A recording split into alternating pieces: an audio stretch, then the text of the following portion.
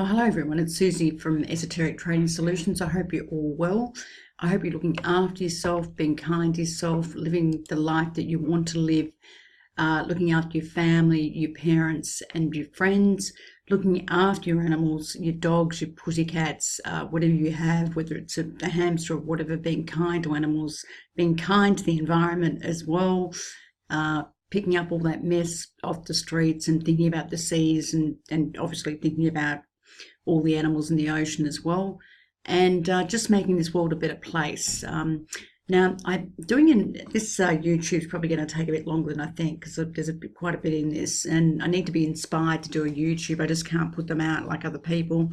I have to actually be passionate about something. So one of my clients in my Slack channel was basically asking me about the 14 banks that are looking to set up as supposedly as technology that's in competition with Ripple, as the Bitcoin coin maximalists say that it's going to be an XRP hitter or whatever, or a basher, which is just completely garbology as such, and just hype. So I want to talk about that. And also this month I've got a subscription giveaway for my Slack channel. So and I'll go through that as well. So let's just start this. So basically what I want to do this month, I've got a subscription channel in Slack, and I do quite a lot in Slack for my clients every day. I do technicals, I do investment analysis for different coins, I do reviews, I do technicals on equity markets, foreign exchange, cryptocurrencies, do quite a lot of stuff actually. And I want to give away a subscription, and my subscriptions can be like annual, anything from $550 US to about 700. And so basically the deal is, if you send 2 XRP to my XRP tip bot, which is Esoteric Trading Solutions at Susie Trader, you'll be in the draw for a potential. Well, obviously, there'll be hopefully there'll be a lot of people for a free Esoteric Trading Solutions subscription. Got to put an S there, for 1 year, and this will be for the month of June 2019. And basically, if you don't have a Twitter account, you can actually send 2 XRP to my address here, which is this. I'll put that on the YouTube down below as well. And just make sure you email me your name and what you sent me, because I want to, obviously I have your email, and I'll put that into the drawer. So it's esoterictradingsolutions@gmail.com, and that's really important. So if you do pay the 2 XRP, send me an email, and with my subscription you can actually have a look at what I provide, and I provide a lot. Oops, there's a spelling analysis there, spell thing. So look, we've got a database of around 40 or more cryptocurrencies that gets updated daily, and basically it's the top 100 analysis, as I said, on coins, tokens and ICOs. Got a model portfolio in there of about 15 different cryptocurrencies, technicals on cryptocurrencies, FX trading and equities, as well as crypto, and people contributing. So it's going to be exclusive, invitation only. So also check out my Trustpilot for Esoteric Trading Solutions reviews, and that's from my clients in the Slack channel. So enough of that, but let's get into this. Now, Edward Watson basically brought out an article about big banks reveal XRP killer new blockchain powered coin to avoid crypto volatility. So just want to go through this. It will be fairly lengthy, this one. I'll try to keep it under 30 minutes. Apologies for that. So the article said, it read, the biggest banks in the world seem to be creating their own blockchain business, and they may be trying to avoid the volatility that's featured by Bitcoin and other altcoins. And there's 14 banks doing this, which we'll go through those banks as well. So I just want to put this in context. In the world globally, at the moment, there's around 44 banks in the world, roughly, and growing. And there's more than 2 billion non-bank financials, and that's provided by Moody's Analytics. As you know, I always stick to the facts. And in the world, there's also about 280 million companies globally, which is also provided by Moody's Analytics. And also there's 7.1 billion people. Okay, so again, I want to say Ripple and XRP are not just a bank coin like the Bitcoiners maximalists say it's a coin and a technology for the people. It's for everyone, okay? Because they instantly settle cash, instantly, and they can do it extremely cheap with fees, all right? Put it in context, 50 million can be transferred instantly within 3 seconds, as per Michael Arpington from his own hedge fund, and it costs him 30 cents, all right? Nothing. Now, the thing is, these 14 banks want to launch their own blockchain by 2020, and they're saying it's going to be 100% backed by the central banks. Now, the thing is also the central banks are basically broke and they have a lot of debt. And the debt that we do see is not debt of the entirety of their debt book. It's not including their debts for pensions and superannuation funds that they need to fund for, and they are unfunded liabilities. So a lot of these central banks and, you know, the banks, which are the banks for the state or the government or whatever it might be, have massive unfunded superannuation liabilities, okay? And that is a big worry. So the debt that you see by the central banks that are a part of this whole scheme, the debt is getting larger and larger and bigger. And what these banks want to do, obviously, is back these foreign currencies against the central bank, 100%. Now, I want to also add the utility coin that they're talking about is, you know, attached to the currency, and that utility coin is not stable. It might be stable against the currencies, but the currencies go up and down, okay? So because the currencies go up and down, it means it's not stable, and you can lose buying that utility coin because it goes up and down with the currency, okay? Now that's really important. So if we talk about this whole scenario, this utility settlement coin known as USC, and it's a utility settlements coin that the banks, the 14 banks have partnered, and those 14 banks are Bank Santander, BNY Mellon, Barclays, CIBC, Commerzbank, Credit Suisse, ING, KBC, Lloyds Banking Group, MUFG Bank, Nasdaq, Sumitomo, Mitsui, and State Street Corporation, UBS.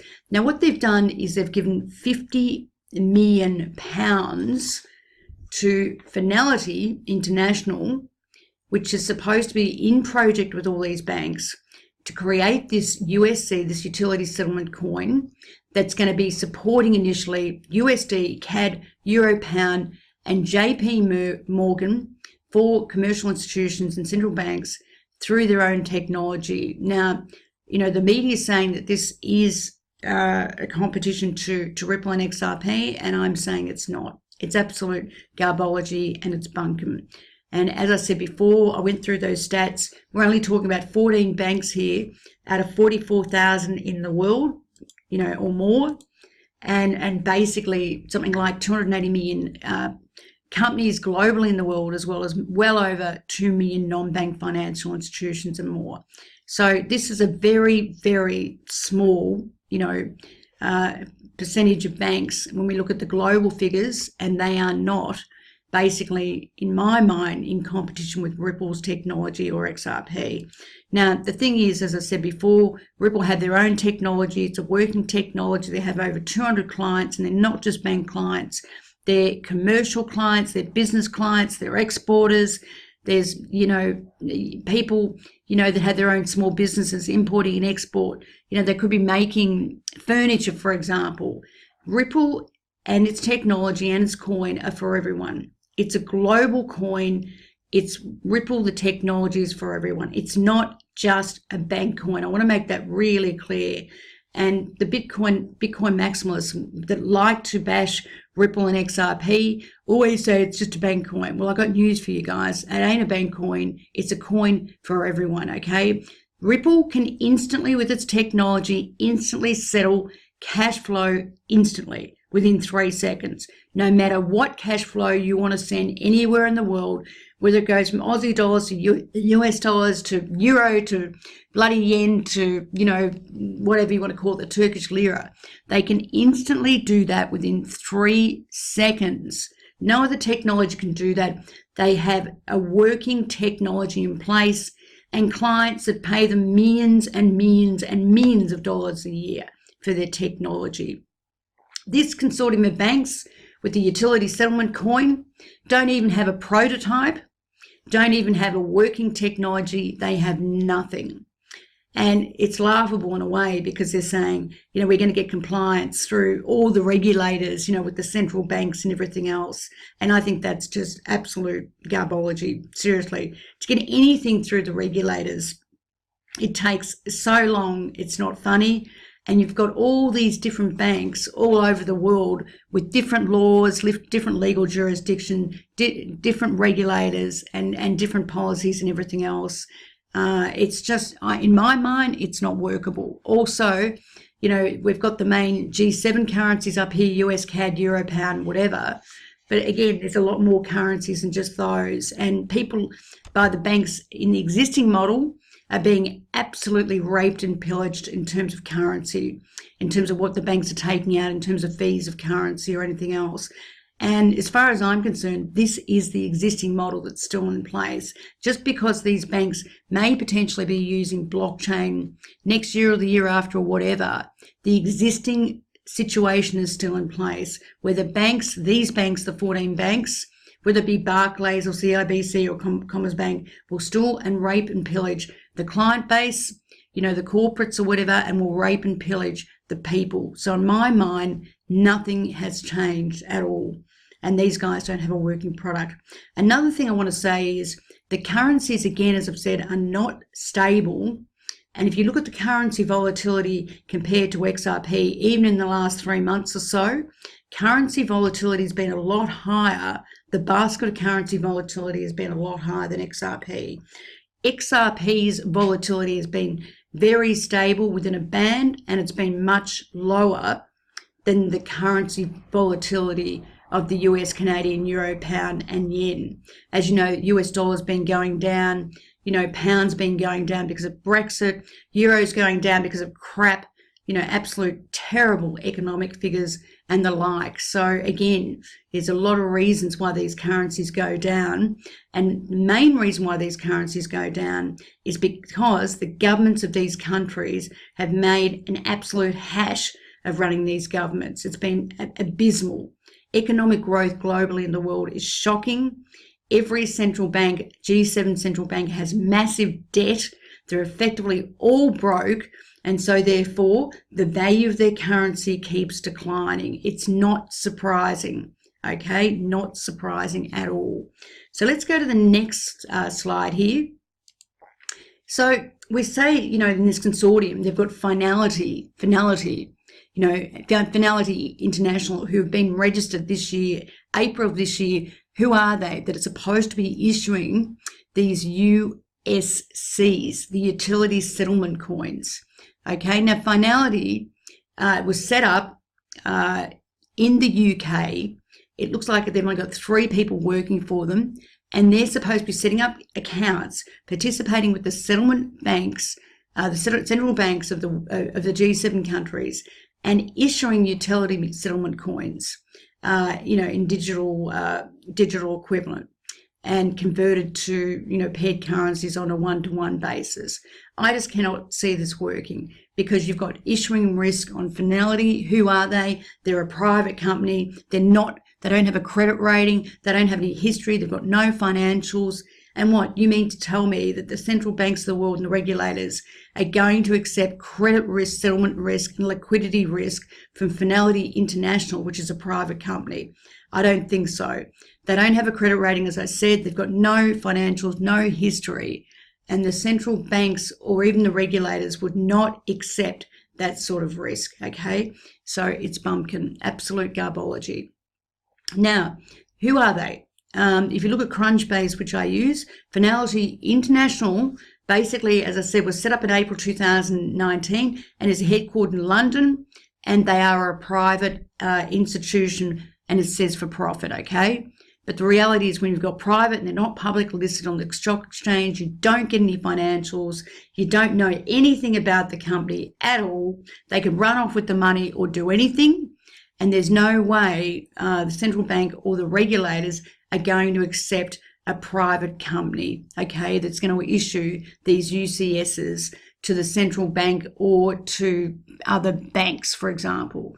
So it's just garbage. Yes, we know that these 14 banks have invested £50 million with Fnality, but it all seems very, very, you know, under the cover, and it just seems very, very strange indeed to me, and I just don't believe it's going to be accepted as a proper counterparty risk for the banks and a proper credit risk to the banks, because this company, again, as I said, is not credit rated and it is a private company and it's just not on. So if we look at the next slide, going to the next one. So, you know, obviously the report saying that Fnality are going to do this and they're going to issue, you know, this utility settlements coin and they're going to transfer it to the banks and the banks are going to use this. It doesn't say whether the money is going to be sent instantly or not. It's just saying, you know, through the utility coin, they're going to use that to transfer the currencies that they can use, whether it be the euro, the pound, the yen, the US, that sort of thing, right? But there's just no way, in my mind, this will comply with the regulators in all the different countries. It just won't happen in my mind at all. So that's my view, and you can take it or leave it. So again, looking at Crunchbase, as I said, this is what Crunchbase show. As you can see, Crunchbase also shows that these 14 banks basically funded Fnality International, and it was £50 million. Now, you'll see on here also that there's a bank that we know and know very well, Banco Santander, okay? Santander, I should say. Ripple has already done business with those guys. Banco Santander is a client of Ripple's, okay? They use Xcurrent. They're doing lots of things with Ripple, and they paid Ripple something like $80 million. And they got with Ripple in 2018. So Banco Santander are already a client of Ripple's, okay? So when we look at Fnality, who are behind Fnality? We've got this fellow called Ramos Ram. This guy's not very technical. He doesn't have any blockchain experience. He's based in London. He was with Deutsche Bank for 22 years, but I guess you could say that's old technology. Deutsche are in all sorts of trouble at the moment. A lot of trouble. There is a rumor out there that things are going very, very badly for Deutsche Bank, and I won't say any more than that, but things are going very, very badly. Again, this fellow, if you looked on LinkedIn, which is a professional networking system, he's an advisor, a mentor.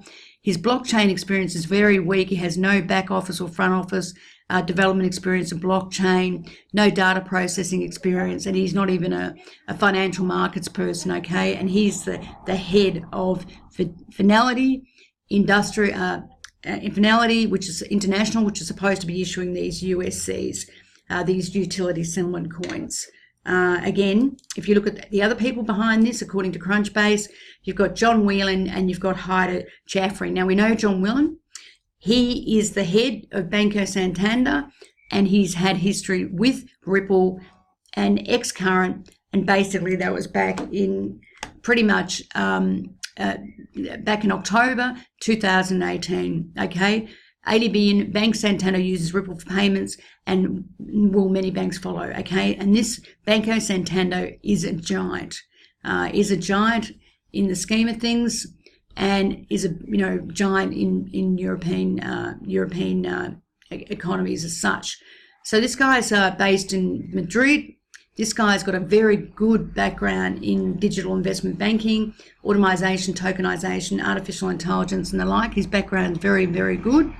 But I cannot see Ripple and XRP giving up their technology for this consortium of 14 banks for the USC, okay, the utility settlements coin. I just cannot see it at all. Now, if Ripple did that, they'd be white labeling their technology to this USC, and they'd be, obviously the 14 banks, I don't see them as being competitors, but either way, if the 14 banks were using Ripple's technology, Ripple would be charging them a fortune for the use of that technology, okay? And as I said in previous YouTube's, technology contracts for computer and new IT processes takes a long time to put into banks, but also it costs a fortune because the systems that are put in are long-tailed. In other words, banks don't change their technology easily, and the systems that get put in could last for 25 to 30 to 35 years, okay? And again, you know, understand this, Ripple would get massive amounts of cash flow from these banks if they use their technology for 30 to 35 years, okay? And it's going to be very difficult for these banks to compete with the likes of Ripple that have a working technology already and have clients already in well over 200 different areas and different clients all over the world, not just bank clients, okay, but all sorts of clients. Ripple's technology, as I said, is for the people. It's for everyone. Instant settlement, hardly any costs whatsoever, okay? So moving along, the third person is Hyder Jaffrey. He's based in the UK. According to LinkedIn, he's got a fairly good background, knows fixed income, knows computer background, knows data processing, got a lot of computer background as well. So let's just speed this up a bit because it's starting to get late and I've got a bit here. So let's have a look at the US debt clock. If we go to the US debt clock, you'll see the US has mega debt, okay? This here, US debt clock basically is giving a picture of something like 22 trillion US national debt, and per person it's basically 67,000 debt per citizen, and per taxpayer 181,885. Now that debt clock is also not including unfunded superannuation liabilities, all right? So we know the US is pretty much broke according to its debt profile. If we go to Canada, the same story. They've got a massive deficit. And again, per person, it's something like, I saw a figure the other day. Let's go to the next slide here. I think it was about 18,000 or something like that. It wasn't as bad as the US, obviously, but they still do have debt, okay? And you can get this from all these links here. If you go to the Eurozone, again, Eurozone has a massive debt as well, over 10 trillion. And again, per citizen, it's something like about 30,000 euro, okay? So we've gone US, Canada, Euro with these currencies that they want to fund in terms of the utility settlement coin. And again, if we look at Japan, Japan's got massive debt, okay? Per citizen, 76,000. This is US dollars. And again, this is trillions in the trillions. Now, Japan's debt is higher than anyone else's. And the reality is these guys have to pay this back eventually. Their population is getting older and older. This debt figure doesn't include pension obligations and unpaid bills as well. And it doesn't include debts of the local councils, all right? And as their country gets older and older, this debt is going to become a higher proportion of their GDP, which is their gross domestic product, which is the amount of goods and services they actually produce to pay off the debt. So if their debt's getting higher and higher, it means their goods and products that they produce for revenue from overseas or anywhere else is getting lower and lower, which is not great, not a great story. So why is Japan's debt so high? Very quickly, Japan's debt, even in World War II, was around 244% of GDP. We're now talking about a ratio as high as 236%. Here we're looking at 254% if this is correct, according to their debt clock, which basically this ratio is higher than the debt percentage of GDP ratio during the war, which is quite amazing. So Japan's had a lot of problems, and we know that in the 80s there was a massive financial crisis in Japan. Basically, their property market was just out of control, went through the roof, and then there was an absolute collapse. People couldn't pay back their property, just like what we saw in 2008 in the subprime crisis in America, and the market collapsed and everything else collapsed. And this is pretty much what happened in the 1980s, and this is why we saw the Nikkei around 39,000 in the 1980s as well. So there was an oversupply of property in the market, and basically it was stoked by bad government policy, and then there was an absolute collapse. Now we see this oversupply of property again repeating itself in emerging markets, and we've seen it in China, we're seeing it in Brazil, and we're seeing it in Ecuador and a lot of other countries, okay, where basically banks become insolvent because they lend out money to people who buy properties, and these people that buy properties don't pay that money back to the banks, and they basically just walk away. And so you have the situation where non-performing loans are rising and rising and rising and stopping the growth in the economy, and therefore economic growth is going down while debt is going through the roof. Now, every central bank of G7, literally, in terms of the dollars that these guys want to use for this product, this USC, those banks are pretty much broke, okay? And you need to keep that in mind. US, Canada, Euro, Pound and Yen, they're all broke according to their debt figures, which is not great at all, right? So just keep that in mind. So basically, we've got a situation now, if we look at this, even looking at the UK, we've got trillions of debt in the UK. Debt per citizen is about 35,000. Debt per taxpayer is 60-odd thousand. Now, keeping in mind, if people become more and more unemployed, there's going to be less people working to pay off that debt. Also, there'll be less tax in the system to pay off the debt. And there you can see what I mean here. It's going to be a massive, massive problem, okay? And it's going to get worse and worse and worse. Now, again, this says that the figures are not showing at the worst. It's not even factoring in liabilities of state and public sector pensions. So overall, you get the idea that central banks around the world are broke, and it ain't a great story, that's for sure. Coupled with that, as I said, the credit ratings of these banks and the economics of these countries is getting worse, and they're going down, okay, because of that. Now, we've seen the situation in Turkey, we've seen the situation in Venezuela, we're seeing the situation literally in Italy, where Italy looks like it's on the brink because the debt is so high and it can't pay it back to the Euro Central Bank. It is investment grade, BBB+, but if it gets downgraded by the European Central Bank for not paying its debt, it's going to be downgraded by the ratings agencies as well. Okay, now don't forget, Italy is one of the 17 countries in the Euro, and if they get downgraded, it's also going to downgrade the Euro, okay? I am talking very fast, guys, because I do have a lot to get through. So you've got all these different ratings of different countries and their ability to pay back debt, and whether they have the money to pay back debt. And as you can see, Turkey and Venezuela are literally on, have terrible ratings or are not rated at all. And countries, obviously the UK and the United States, which used to be AAA, are now rated lower as well in some rating agencies.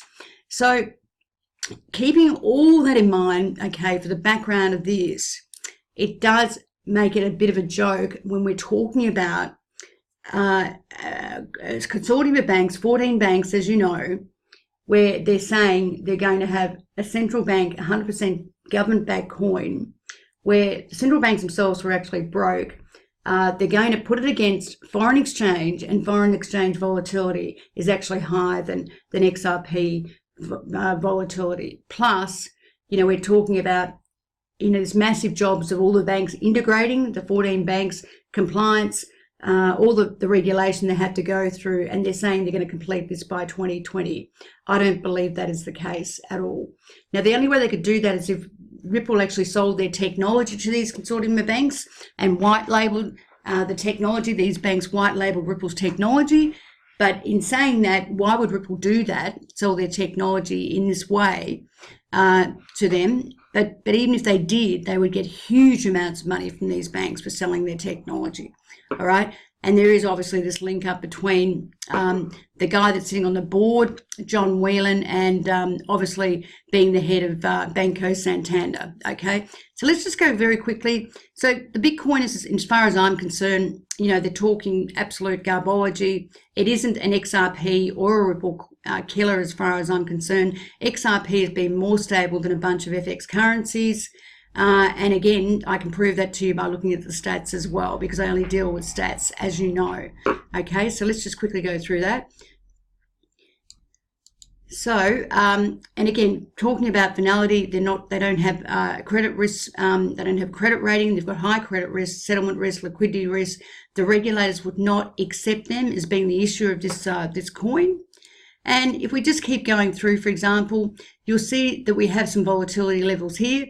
And this is from crypto volatility, a calculation of over 80 days. And you'll see XRP, according to these figures, is at 3.91%. I have seen XRP being much lower than Bitcoin over time, but that's another story. And if you go to the FX currency figures, and you'll see that XRP volatility has been coming off over time. So we go to the FX volatility, exchange volatility figures, and this was produced by Deutsche Bank over this period. These volatilities got up to 12%, 11%, slightly under 11%, and they're still running around 6%, okay? Now, you know, again, XRP is at 3%. Why would the banks use FX currency when it's double the volatility of XRP? Okay, so basically they shoot themselves in the foot with that, because FX volatility is a lot more volatile together than XRP. And even this, I looked at another source for Bitcoin.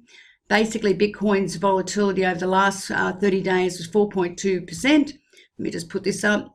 And basically over the last 60 days, 5%. So there is a lot there. So coming to a conclusion, and this is my conclusion about these 14 banks, are they competitors of Ripple and XRP's technology? I'm saying no. I believe, this is my personal opinion, and it's not investment advice, but it's my personal opinion. Basically, in my mind, the settlements coin pretty much is going to be pretty much useless. It's not going to do what they say it's going to do. They don't have a working technology. They don't even have a prototype, anything like that. Fnality is a private company. The regulators won't accept it. It doesn't have a credit rating. You know, it has settlement risk, it has counterparty risk, it has all sorts of risks that the regulators will not accept. It's a private company, and there seems to be 3 people behind it with not many credentials at all. FX volatility jointly combined is more volatile than XRP. XRP tends to be more volatile than any other cryptocurrency out there. Ripple does have, as you know, working technology with over 200 clients, has many clients all over the place, not just bank clients, and makes a lot of money. And has liquidity in XRP. The Bitcoiners have no idea. They're pretty much silly, and they're out of their depth.